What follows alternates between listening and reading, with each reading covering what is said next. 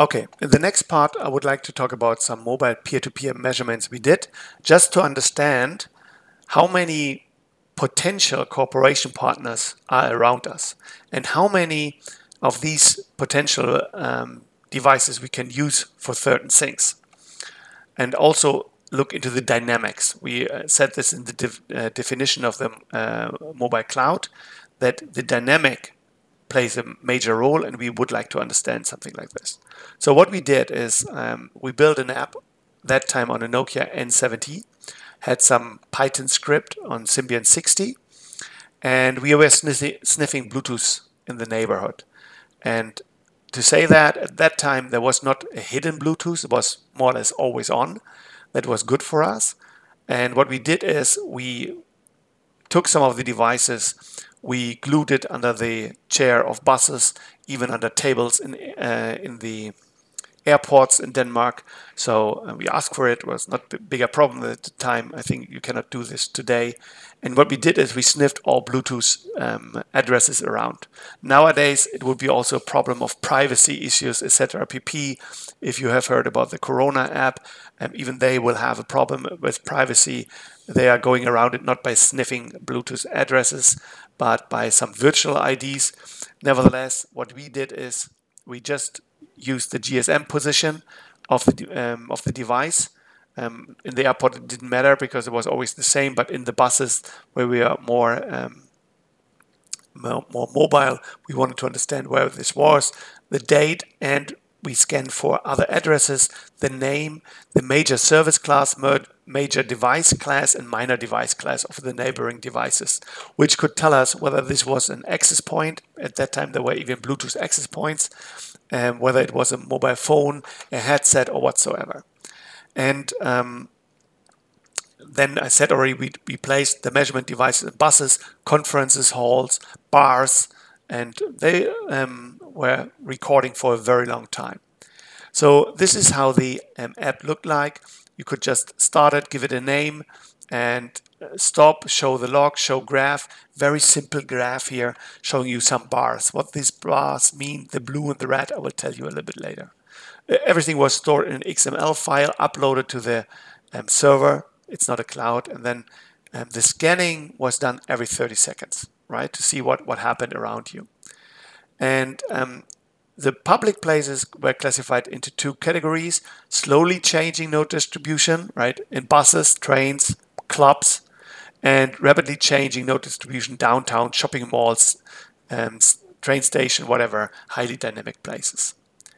And when you look at this, what we found, for example, at the airport, we looked into the category, right, and most of them were phones, but there were also some computers, a little bit of audio video headsets, for example, or uncategorized, which we did not understand what this was. But mainly mobile phones, right? And the mobile phone classes, at the time we could say what kind of phones it was. Most of them were cellular. There were some smartphones already. They came up. Cellular were the, let's say, the normal phones, so 2G phones, and the smartphones just came up, right? And then the others were categorized in cordless and common ISDN access, whatever, with a Bluetooth device, of course. And then we looked into the neighbors. And the neighbors we did like this. You have the address, MAC address. Here we cleaned up the last addresses that you cannot know who this was. And we had only a few devices here. And this was at it's called the student house, where students come and have some beers. And the measurement device saw, for example, some devices very often, right? Sometimes they go away when they're very close by. Other devices only for a very short time and go away. So if you look at the overall numbers, right, these are the blue ones, and the red one said who was the new one. So this is then the dynamic value of it. You see that the overall number also changes, but also the new devices. Even if this would kept constant, there is still a dynamic of devices coming and going. And you will see, if you want to cooperate with somebody that just comes in for a very short time, you will see later that we need energy, and there are some costs involved to bring this device into cooperation. And is it worse if it does not stay there for a long time? Nobody knows this, but who can know that? Okay, Here are some different distributions of new devices. This was in the downtown, this was in a shopping mall, and here you see that most of the times the devices were, the overall devices were even new devices, right?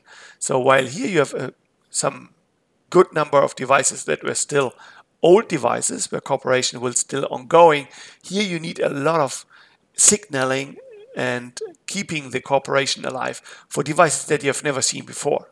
So you need some ways and means to lure them into the cooperation. Here's this scanning duration for the number of devices, and you see that if there are a lot of devices, the scanning takes a long time. And this scanning is also using a lot of energy, right? So when should you stop with the scanning? So very interesting plot, and also tells you about cost for cooperation. And then we looked how long would a cooperative cluster be stable for duration for the cooperation if you cooperate with 1, 2, or 3 devices.